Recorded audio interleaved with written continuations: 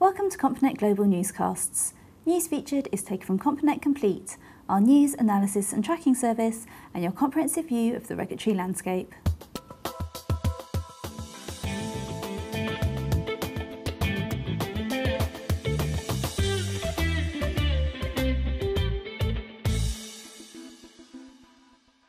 US Treasury Secretary Tim Geithner has been explaining how he's going to make the new Dodd-Frank reform bill work. Geithner says he wants to issue the rules quickly, but won't ignore the opportunity for extensive consultation with interested parties. Geithner said regulators would eliminate existing rules which have become outdated or ineffective. Geithner stressed that firms should not wait until rules are issued before changing their internal processes. He also announced the new Financial Stability Oversight Council, or FSOC, will meet in September and issue a roadmap outlining the priority areas for rule implementation. Lawyers have told Complinet the Royal Bank of Scotland Group's £5.6 million fine in the UK for sanctions breaches is unlikely to be the last and demonstrates the need for firms to funnel sufficient resources into financial crime prevention. Martin Coyle is in our Complinet's newsroom in the City.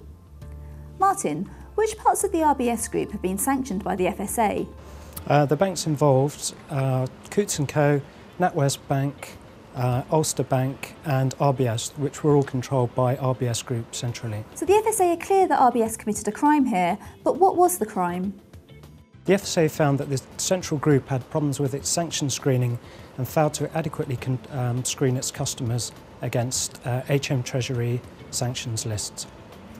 The FSA report was pretty damning of RBS's behaviour, so where to now for RBS and the banking industry? Well, the bank itself has been told to take a more robust approach to compliance, particularly with sanction screening, and firms themselves, other firms, would do well to take a similar approach in order that they don't fall foul in a similar way.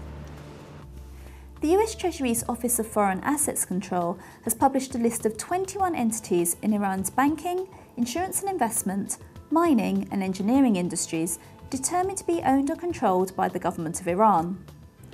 According to Stuart Levy, Under-Secretary for Terrorism and Financial Intelligence, this new blacklist, which includes companies operating in Belarus, Germany, Iran, Italy, Japan and Luxembourg, should be taken seriously by banks around the world who wish to continue to enjoy access to the US banking system.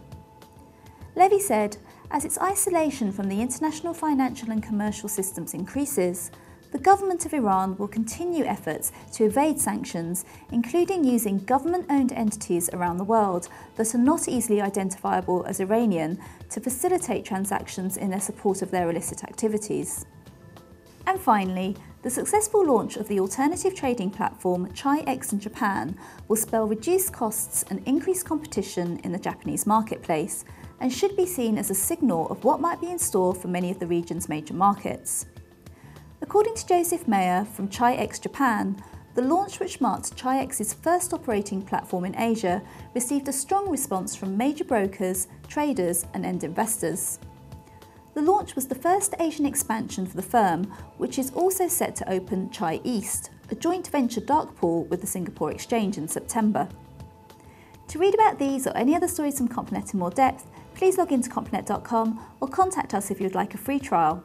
Join us next week for another newscast from the Complinet Global News team.